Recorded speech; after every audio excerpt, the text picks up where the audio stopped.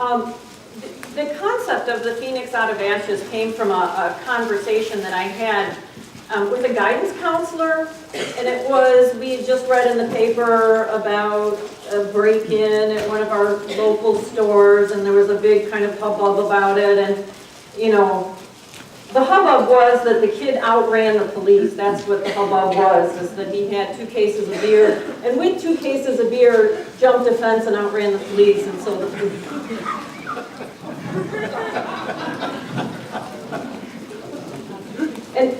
and held on to the beer.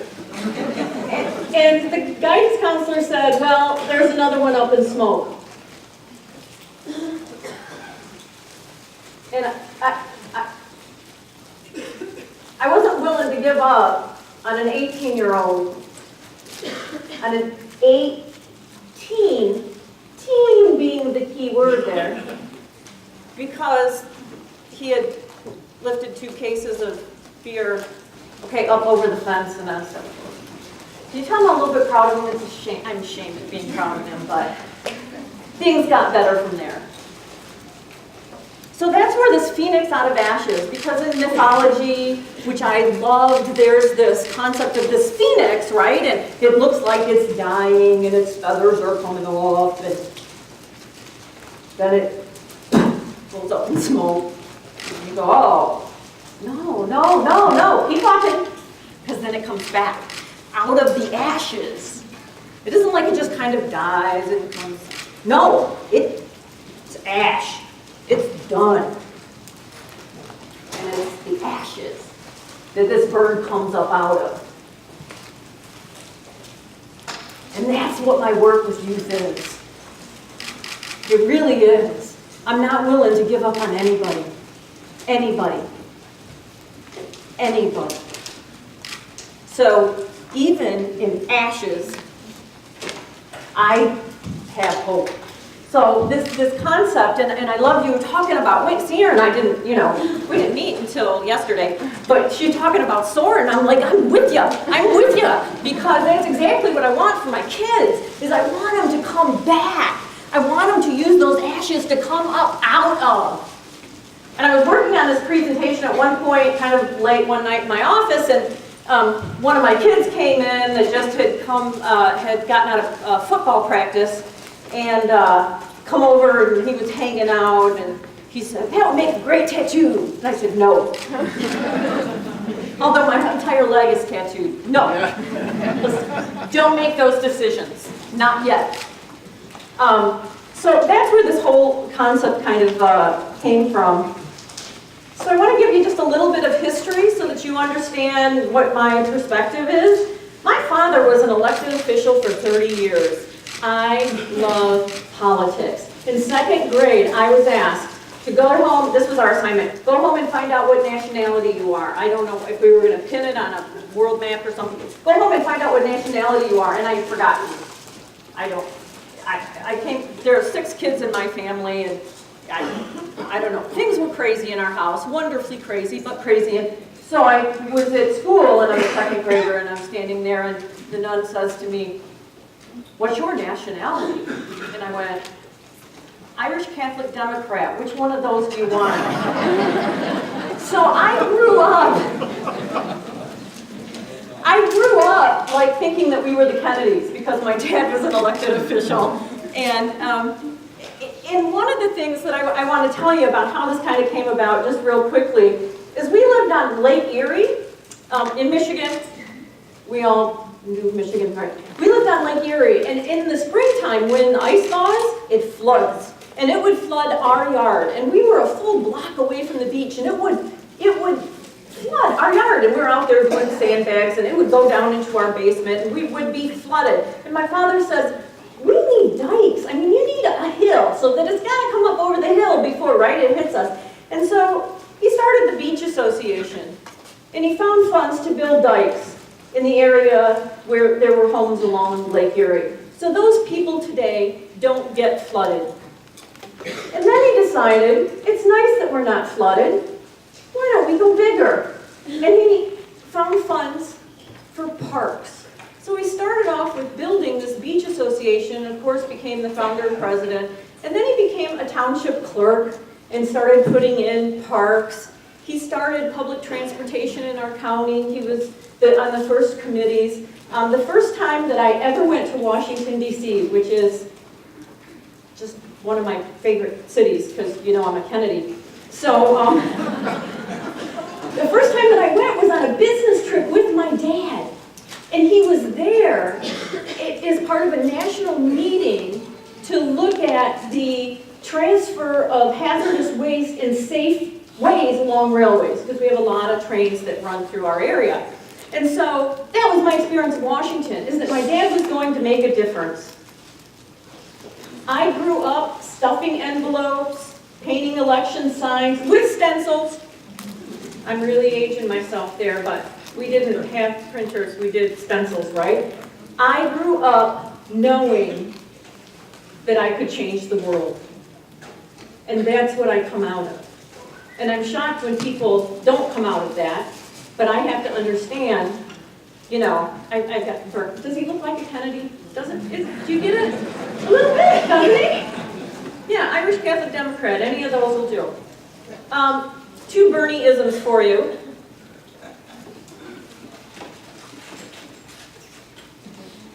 With those who don't believe this can work, get out of the way of those of us who are actually making it work. And he would say that all the time. You're either going to help or get out of my way. Some of the people that I work with today who never knew Bernie will say, you know, when you come at me, I'm going to say yes to anything just to make you go away. And I say, oh, that works. Do you want to hear why? Because I'll tell you. But if you're just going to say yes, I'm going to take that and run. We are here for more than taking up oxygen. That's my dad. So when I started working with the McKinney-Vento Act, this is how I was hired in 2001. The superintendent said, the federal government said we have to hire someone to go look for homeless students. We don't think that we have any, but we have to hire someone to go look for them. Our administration building at that time, where the board sat, which wasn't connected to any schools, which I thought was, it's nice to have a board office connected to a school, but this wasn't. Anyway, if you stood up in the boardroom and you opened the shades, you were looking at a 90-bed shelter. So after they hired me and I signed the contract, and I didn't want to tell them, you know, that they had homeless people here. I was going to break that to them slowly. I asked the superintendent, how many homeless kids did you have last year? And she said, 1. So I walked across the street to the shelter and I talked with the advocate for children there, and I said, how many school-age kids did you have last year? And she said, well, that's going to take me a minute. I said, I don't want all the kids. I want school-age kids, because that's what I'm trying to do, is get kids in school, keep them in school, right? So give me school-age kids. And she came back, and the number was around 90. And I said, the school across the street thinks you have 1. So what happened to the other 89 kids? And she said, most of them were not in school because they didn't know where they were supposed to go, they didn't have transportation, or they couldn't get enrolled. Now, I believe I can make a difference. So we started enrolling kids and started getting them where they needed to go and started fulfilling the mandates of McKinney-Vento. Which brings us to, I don't know if anybody's ever heard this. We did not have homeless children until you came. Like, I came and built the shelter and shipped them in. And I went, no, it's just you weren't counting them. You weren't counting them. That's all. I'm just counting them. But I got blamed for a little while on that. They got over it, but that was, you know, kind of. But in doing that, part of counting them is really identifying the issue, which is gathering the data, telling the story, needs assessment. This is all the stuff that is in that report. This is what just happened in Pittsburgh. This is it. This is the amazing things that just happened. is that you're educating the community, that your mayor stands in front of you and says, you know, we see you and we want to be a part of the difference. So I told a lot of stories. I became friends with the press. I kind of became the face of students that were in homeless situations, and a lot of different homeless situations. And an interesting thing happened, because I'm from Michigan. This gentleman who was Amish came to see me, and he said, I will give you 10 acres of land, and my brothers will come up from Indiana, and we will build you a shelter. Do you love that? Do you think I could get through zoning? In Michigan, rezoning agricultural land to a multi-purpose residential multifamily isn't going to happen. The liability, we were told, was over $1 million. So that's what we started looking at. Because I said for about 5 years to the community, this is what's going on. Can somebody... But how long can you say, ain't it awful, before you say, and here's the answer? I can tell you a lot of ain't it awful, and that gets old. Now give me the answer. Give me something I can back up. So we put together our Homeless Youth Committee. It originally served as a feasibility study, but it had a lot of different groups that came together, and it's exactly what the summit is today. This is it. It's all here.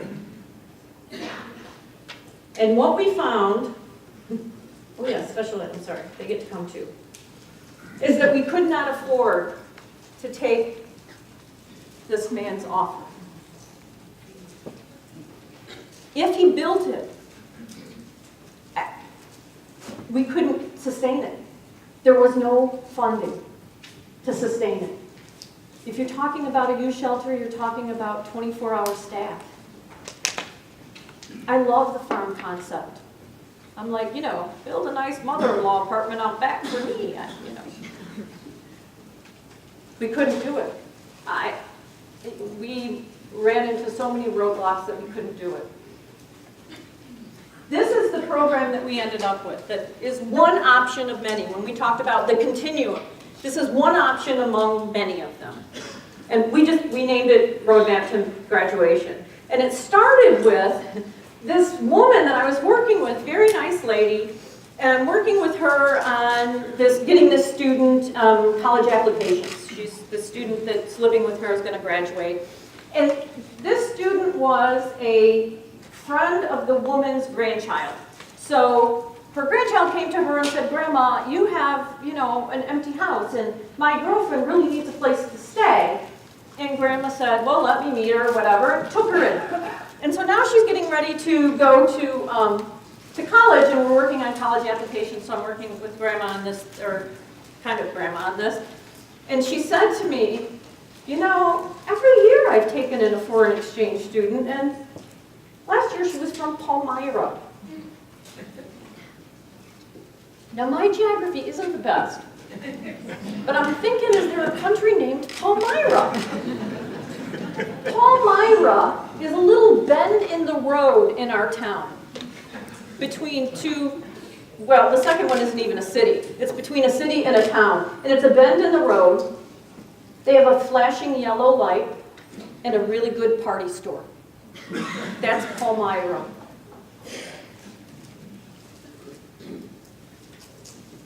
Can we do that? I said, wait a minute, can we do that? Because I have a lot of kids that don't have their best friend's grandma to step forward and say, come live with me. You know, we get emails sometimes, because I work for the schools, that say, we have, you know, a German foreign exchange student that needs a home. And they put out this, you know, and somebody comes forth and says, I would love to have a foreign exchange student for a year. I'm thinking, why don't you take one from your own backyard?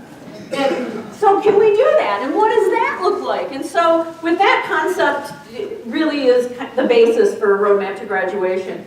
The first thing I did is find a community partner, because the school wasn't really big on starting a sheltering program.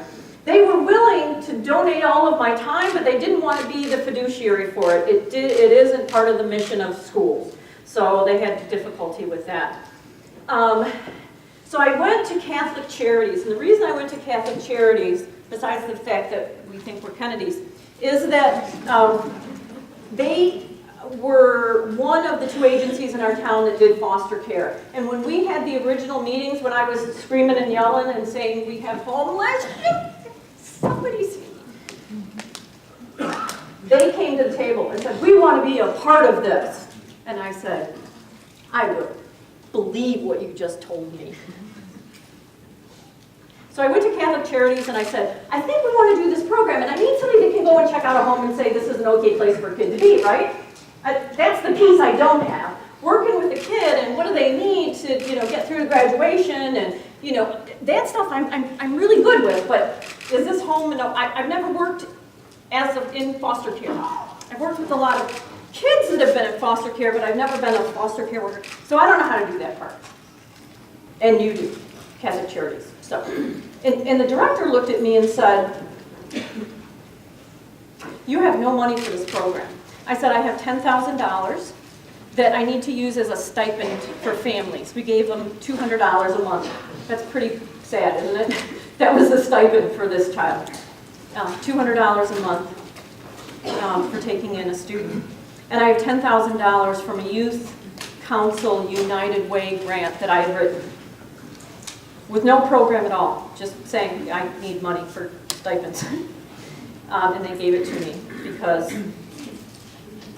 they wanted me to go away, I think, is really what they did. They wanted to be part of the answer, because at that point in the paper, we were looking for answers.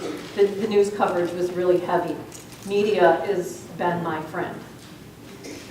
And so the director of Catholic Charities is in front of me, and she says, you want me to give you free casework for this, for recruiting homes and going in and seeing if they're okay, and doing home checks and doing the ongoing casework that it's going to take when you put a child into a home, especially a child that has grown up in poverty into a middle-class home. There are some issues there. That's like a whole talk by itself. This is hours. This is like a part-time person, and you don't have any money for it. Beth, why should we do this? And I said, you can do this or take Catholic out of your name.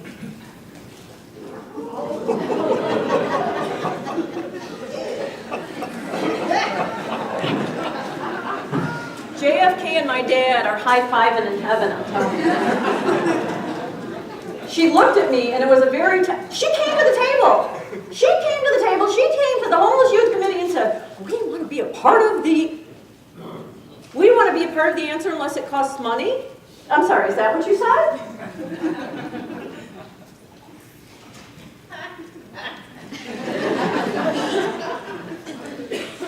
You laugh, but if you were working with me, you wouldn't laugh as much.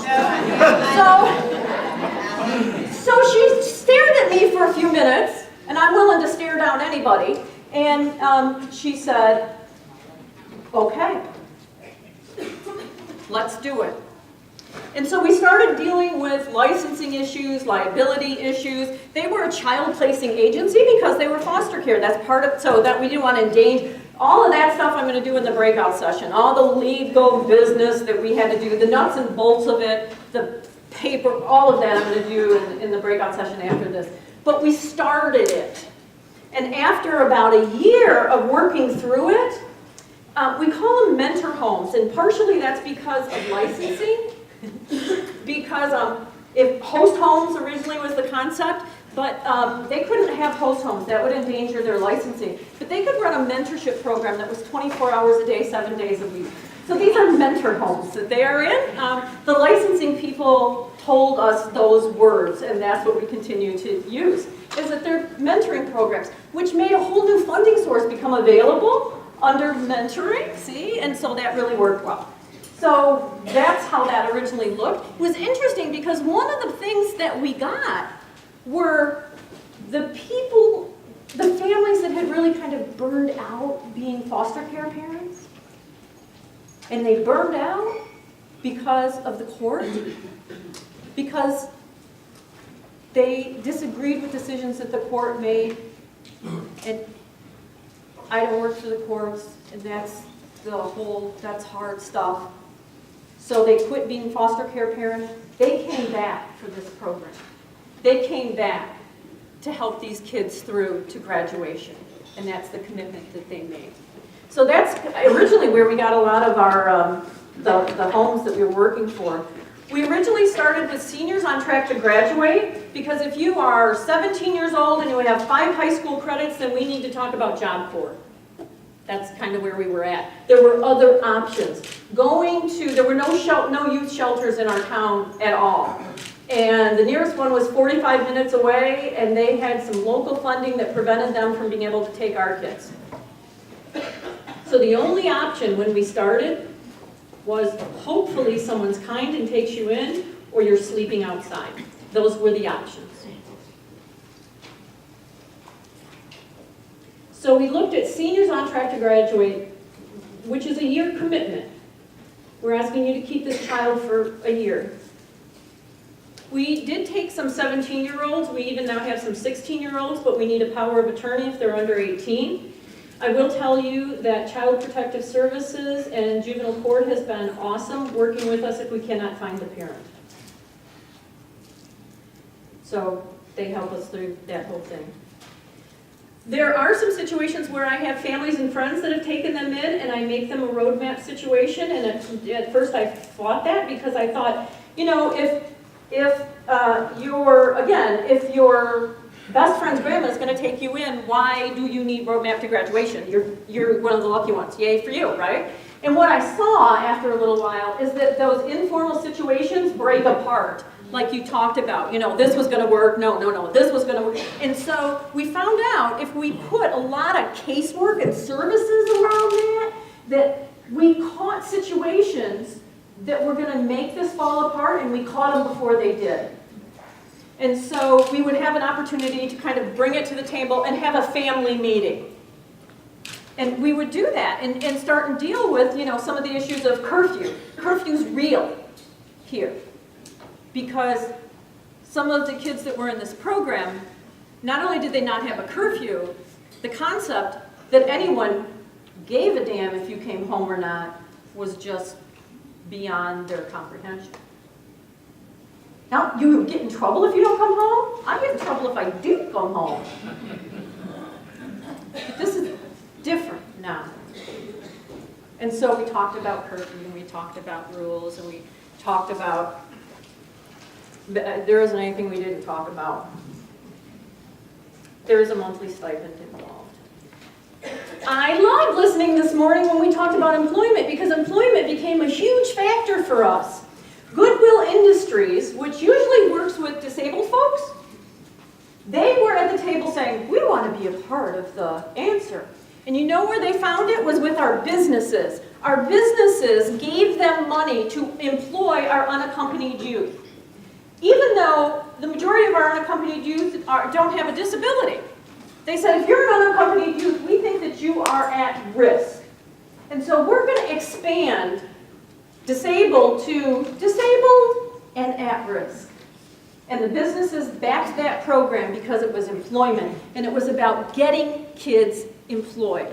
Some of them took a job and they did well. Others, when they got into the program, we just had to work on them going to school and being successful in school. And they did really, really well. I'll show you in a minute, but that's what that program is. Goodwill was actually also able to do credit recovery for us. That program also kept kids out of jail, and I'll tell you how. One of the, here's a typical case that I have many of these.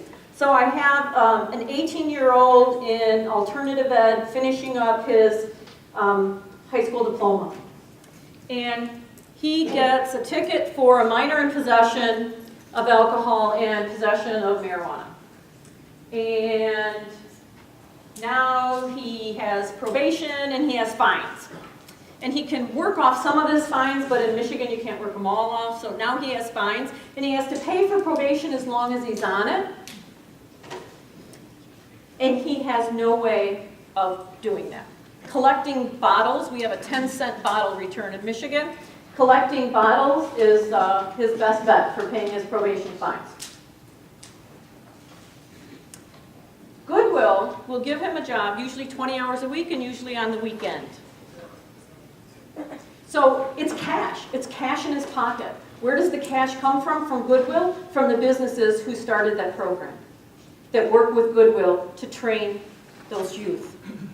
And they do amazing things with youth. Things like, I love this one. You can sort clothes back here at Goodwill, because you know they take in donations and all that business, right? So you can sit here and go, this is stained, that goes in the rag pile. Oh, yeah, this one's pretty good, it goes in inventory. You can do that, or you can take your face piercings out and work at the front desk, and we'll train you in being a cashier. And that pays $2 more an hour. Because most places don't allow frontline staff to have face piercings. So that's part of their training. And I stood back and was like, I know, oh, wow, $2 more an hour for taking out your face piercings. But you can keep them and still make your money. It's just that these are the jobs that you get with that, and it was just an amazing thing that I saw happen. So now I have a kid that's getting money to pay his fines, so I'm keeping him out of jail because he's not going to violate probation, because violation of probation is get him 30, 60, or 90 days in jail. He has money to do the drug testing that he needs to do, which is $20 every time that he has to drop, because that's also part of his probation. So now he's paying his fines, paying his probation, and paying for his drug drops and for his drug testing and not violating probation. Now Goodwill checks with the school every single week and says, send me an attendance report. Because if you don't go to school, you don't get hours at Goodwill. That's part of the deal. This is not to be instead of school. This is meant to be in addition to school. And then they worked with the ISD to get the paid work experience turned into high school credit. So every 60 hours this kid works, he gets half of a high school credit. And if you're working 20 hours a week, you're getting credit. So I have a kid who started halfway through the school year, not on track to graduate, about to violate probation, not coming to school, and absolutely not, there's no answers. And this program did all of it. Employment for our kids is key, All of our unaccompanied youth are offered a job. Some of them, I need to get their grades at least kind of passing, but then there's job opportunities. It isn't if you're going to get this or not. You have it. You have it. And then they start working from there. And that grew out of that homeless youth committee. It came out of this coalition that you have sitting in this room. This is one of my favorite work stories too. This girl, I just loved her. And she came in and she's very upset. And she says, do you know that you get fired for cussing at your boss?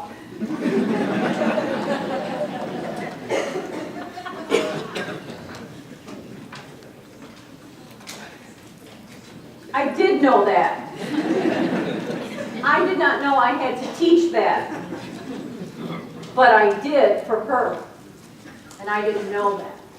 Those unwritten rules. I thought it was a pretty obvious one. Why? Because I'm a Kennedy. So I knew. And I said, what did you think was going to happen when you cussed at your boss? And she said, down at the services, if you don't like your worker and you cuss her out, you get a new worker. Because the worker goes into the supervisor and says, transfer that family, because I'm not going to take that. And the family gets transferred to a different worker. You cuss at your worker, it is true. You get a new worker. And so, people in authority, what is her framework? So she learned that. This is an important lesson. Let me tell you that this girl has now graduated with her bachelor's degree in social work. She is not taking a penny from the government, she is paying in. Her taxes are now part of the system. She is not on food assistance, she is not on Medicaid, she is not on cash assistance. She is a productive member of the society, and she does not cuss at her boss. She is the first in her family to graduate from high school, let alone college. And her sister thinks it's ridiculous that she works every day. But see, her sister gets cash assistance of $350 a month. And this young lady makes about $2,000 a month. But you're crazy for working. Just the power of work, what it's like to earn your own buck. And my kids want to. They really do. So I've got to have those opportunities. And it really came from the business world. The Roadmap team is Catholic Charities God Loan. Can I just tell you this, though? They have raised some money from Roadmap to graduation. I was sitting on Sunday, in church on Sunday, when they do the Catholic Services Appeal, right? And then the priest, instead of doing the homily that day, is like, you've got to hear from the bishop, and he puts in a DVD, and the bishop says, give money, we do great things. And so I'm sitting there going, oh, it's Catholic Service Appeal Week, right? And there on the screen is one of my kids in Roadmap to graduation talking about her experience that she had graduated from high school last year and was going to the University of Michigan on a full ride. And she did this video for Catholic Charities. So they're intelligent people. They are making some money on what this program does. So I don't know that she regrets saying yes at all, because it's such a simple solution. It isn't the whole solution. It's a piece. It's a part of the continuum of solutions. For a lot of these kids, this really worked. So that was kind of fun sitting in church, because I was like, can I tell everybody that to my kid? Can I? No, I really can't. I really can't. I can't. My husband's looking at me. Therapy is key, and Catholic Charities also has a therapy, has a therapy component, counseling component to it, so it just seemed natural. But what I didn't realize was the importance. It's like, and so I say to this kid who's, 17, 18 years old, and has probably been in therapy, offered therapy a gazillion times, and a lot of times it was for family therapy for something, or it was like 6 sessions and it was done, or she didn't have a ride to get there to finish. There was all kind of these things. And to say, you can have unlimited therapy for a year, and this is for you. This is for you. For you. So if your mama doesn't want to come, that's okay. We're not asking mama to come. If you want mama to come, we can ask her. But this is for you. And it doesn't get up in 6 weeks and, time out. You get the whole thing. And what I saw is once I stabilized the housing situation and started putting opportunities in front of them, these kids started being able to deal with some of the stuff. Climb Every Mountain is about a kid. This is one of my University of Michigan kids. Very, very intelligent. She was a valedictorian the year that she graduated. And in her senior year, over spring break, she apparently came looking for me. And I was not in school over spring break. There was no one in school over spring break. So she came. So the first day back, she comes and she's like, I've been looking for you. I've been looking for you. She sits down, and this girl I had never seen cry. School is the answer to her stress in her life. If she does homework, that makes her happy. It's the thing she can control. And she sits down and she said, and I said, you're having a feeling. Or, where do you feel it? Because sad and angry, feelings are in different parts of our body sometimes. She started talking about this experience of her mother called her and said, do you want to hang out? And she was so excited because her mom wanted to hang out with her. She's like, maybe my mom cares. And she hears on the other end of the phone as they're arranging where they're going to meet, the voice of a boyfriend that her mother had been done with and now apparently is back, or at least in the same room as her mother. And this boyfriend attempted to kill the entire family. And so she's hearing his voice again, and she says, so you're back with him? And she's like, yeah, he's a lot better now. He's good. And she says, Mom, I can't hang out with you. And then they hung up, and she called her dad, who had her younger siblings at that moment, and said, I just talked with Mom, and this guy is back in her life. And she wanted to hang out, and I said no. So I just want you to know, if she calls and wants to hang out with the little ones, that this guy is back in her life. And sure enough, that's exactly what Mom did. To betray her mother, to protect her siblings, was so strong. She didn't know what to do with it. Because now, in a safe environment, she could feel it. That home, that was her roadmap home, is where she still returns 3 years later for Christmas. It's where she returns during the summertime. That is her home. The first girl that we ever had in Roadmap, the first kid, our first year, was actually adopted by the family. And she was adopted when she was like 19. Why would you get adopted when you're 19? Like, custody doesn't make a difference. Why would you get adopted? I mean, that's nice, right? She changed her name to their name. Isn't that? I thought that was a beautiful story. That's why you can just go change your name. I could go change it to Dr. Seuss tomorrow. But why would, okay, so go change. Why would you adopt a 19? What does that mean to adopt a 19-year-old? I'm so confused. And she said, because when it comes time and my mom is in the hospital, I am her daughter. When they die, I will have inheritance. I have a family. That's what adoption does. So this girl was adopted at 19. I didn't even know it could be done. But it was. I think that's beautiful. That's one of our cases. So that's that particular kid.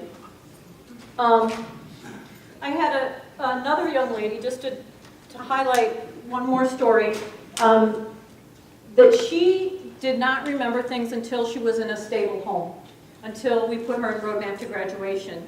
And then she started remembering. Her father committed suicide, and she knew that, which started everything rolling for this family. What she started to remember in a safe environment was the reason that her father committed suicide. Because he had sexually abused her 2 older sisters, and he knew that he was going to sexually abuse her and hadn't yet, and killed himself. Rather, you'd better be in therapy when you remember that. These kids, by the time that they hit roadmap,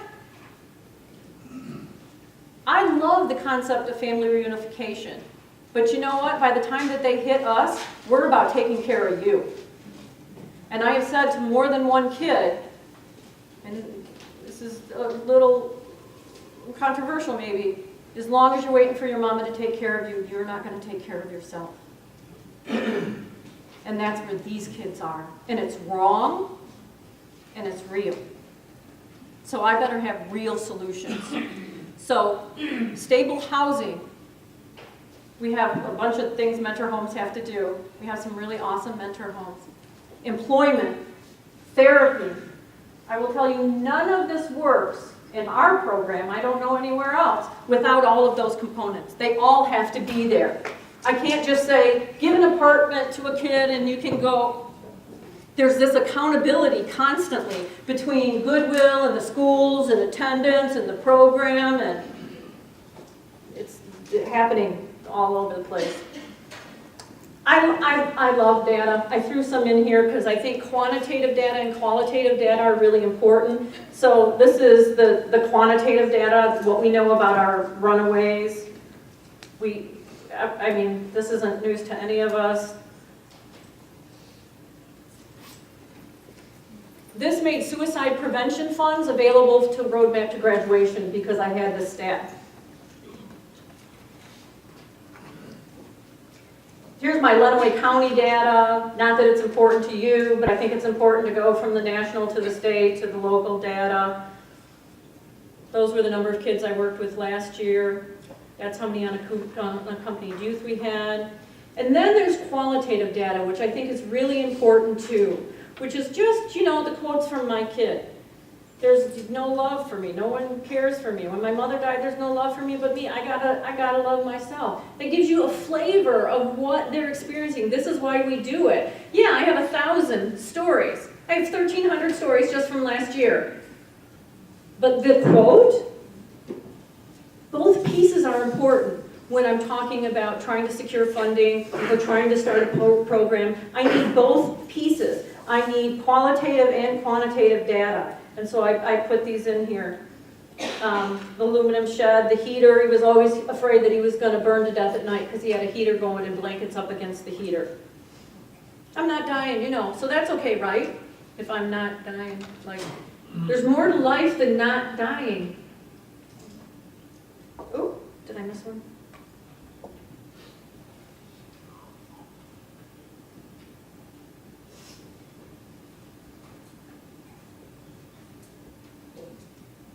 There's no one to wake me in the morning. That's huge. I have a 22-year-old son that would have never graduated from high school if he had to get himself up in the morning. He does much better now at college, but I'm telling you, his senior year in high school was a mess. Oh, I'm turning on my own and I don't want to. Did I put a thing on? Can you keep me from flipping on my own? My son, it was ridiculous. He wouldn't get up in the morning. And he uses the cell phone as an alarm clock, and then he turned off. And then he found a program where you have to do a multiplication table before the alarm clock goes off. And that morning, I'm like, so what happened to the plan? Get up, get up, get up, right? And I look at his cell phone, is like the phone's over there, the case is over there, the batteries. And I'm like, yeah, it didn't work. That kid would have not graduated from high school. He would have never made it to college if he had to get himself up in the morning. So, recipes. I want to do a recipe book for the kids that I work with sometimes, how to eat from food pantry food. And this was one that a kid was talking to me about ramen noodles and green beans heated up through a sink. It's my only way out. Teen pregnancy.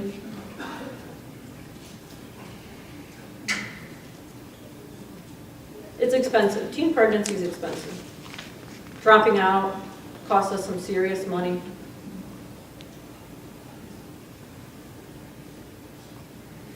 Incarceration, this is a very old stat and it's low. The kid that graduated, that actually went on to trade school, was going to cost some money.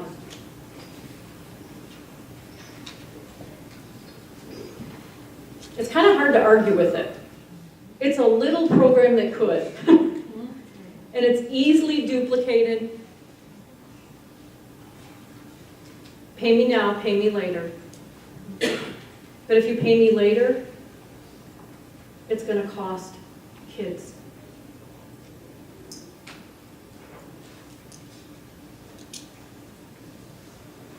A 100% of our kids in 8 years have graduated on time. I don't mean they eventually graduated. On time.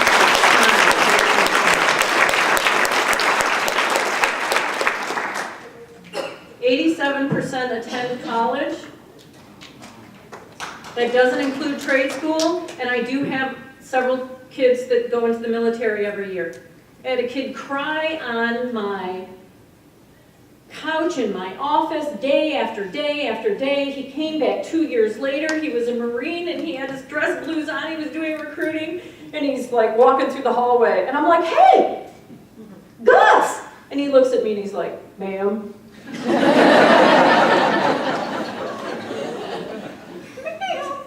What do you, come down here so I can hit you upside the head, boy. What do you mean, ma'am? I don't get a hug or anything? And he put his hand out.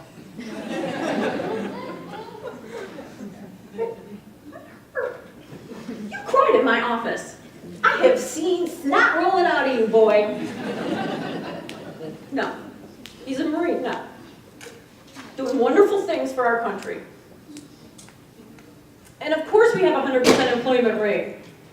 Our kids by the end are all employed. And they're employed beyond Goodwill because Goodwill has so many connections in the community, because that's what they do. They're a workforce organization, that they then place the kids beyond that.